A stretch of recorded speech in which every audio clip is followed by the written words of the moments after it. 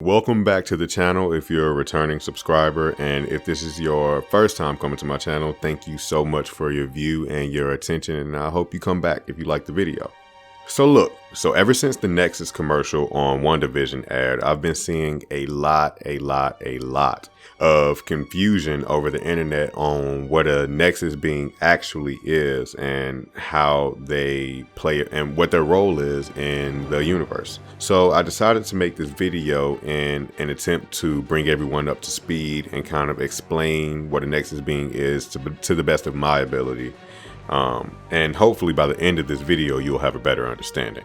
So before we get into what a Nexus being actually is, we first have to understand the word Nexus. And Nexus literally just means like a connection or a link. So what a Nexus being is in this context is someone who is in some way connected to all universes within the multiverse. They're an anchor point for their universe. Nexus beings have the ability to change the time stream and reality itself. Now, this doesn't necessarily make these rare individuals multiversal entities, because you kind of have to be higher up on the food chain for that.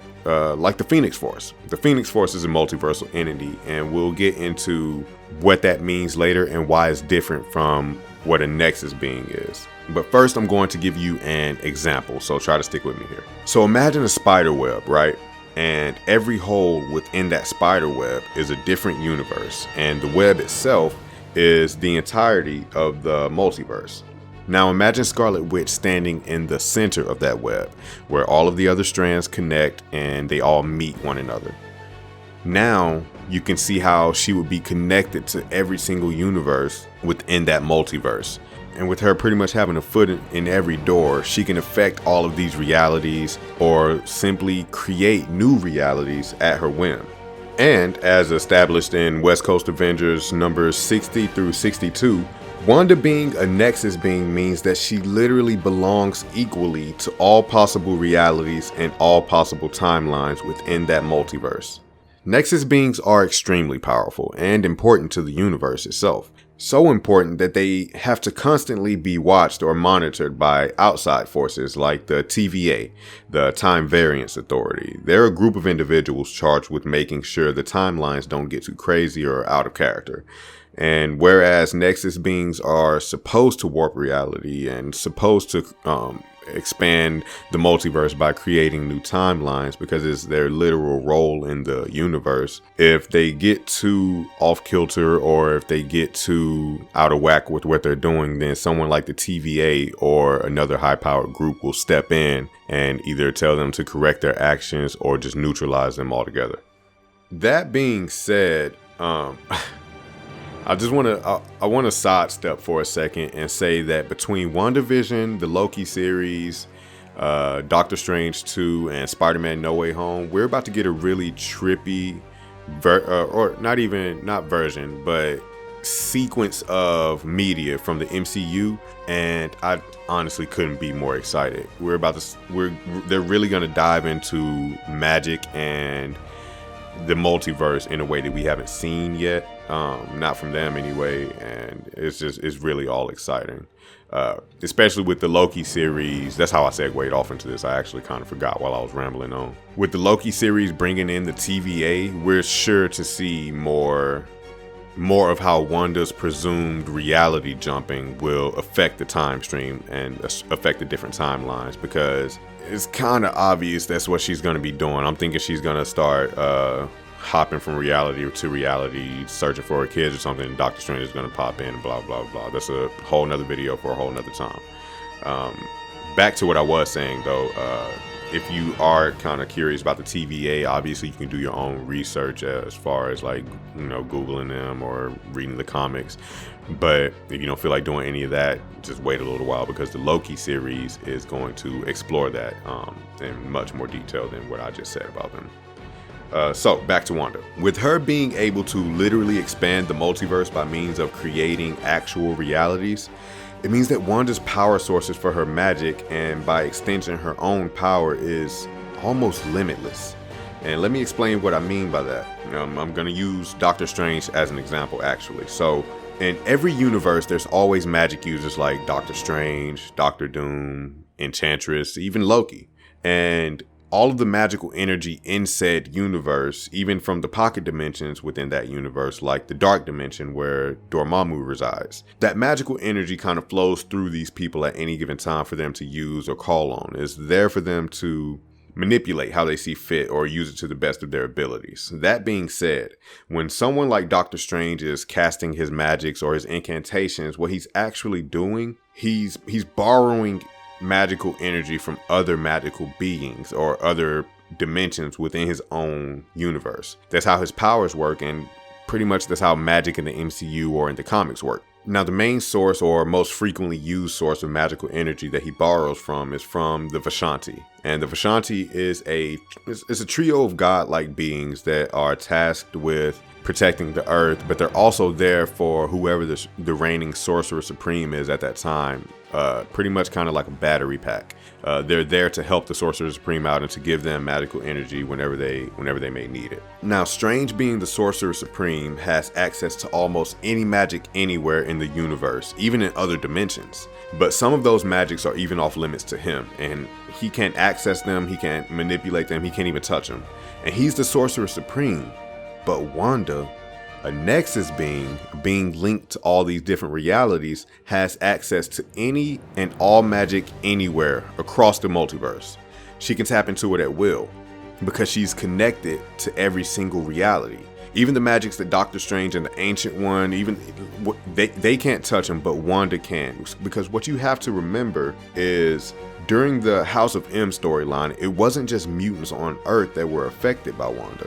She got rid of mutants across the multiverse. It was a multiversal feat, and she technically done it by accident.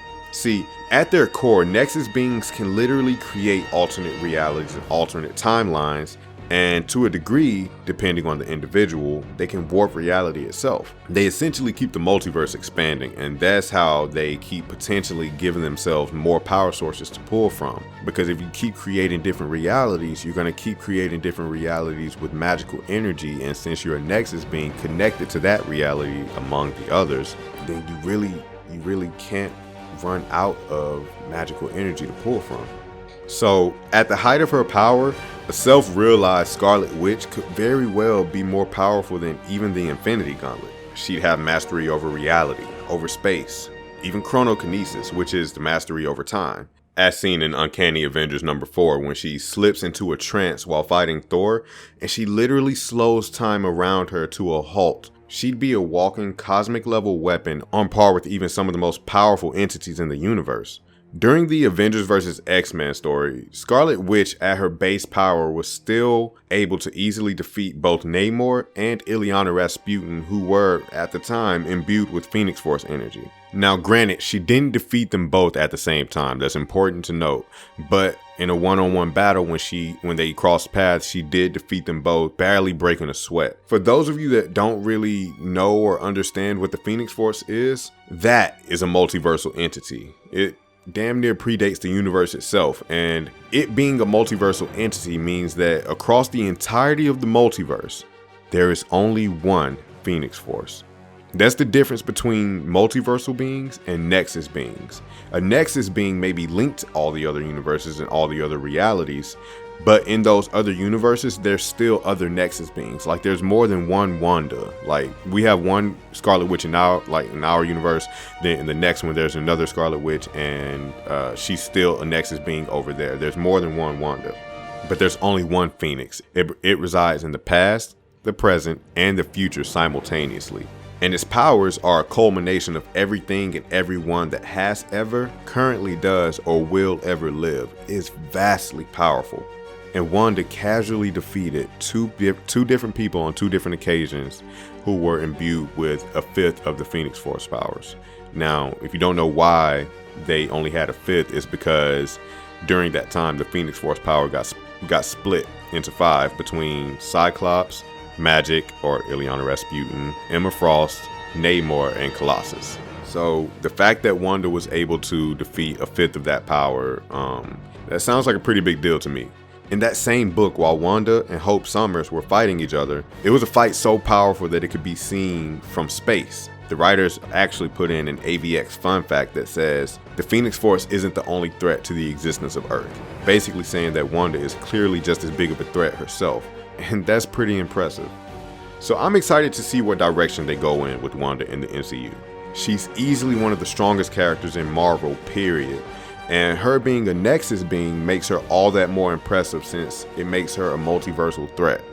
I actually plan on covering Illyana Rasputin in a sort of breakdown video of who she is and explaining what her powers are and how they work in a video that I've been working on for a while now. So stay on the lookout for that. Like I said, if this is your first time coming to my channel, I hope you like the video. And if you are a returning subscriber, I really appreciate it because I know that I haven't been consistent on my channel. I'm really bad at it, but I constantly try to be better at it for the ones that have always come back to my videos and the ones that leave comments.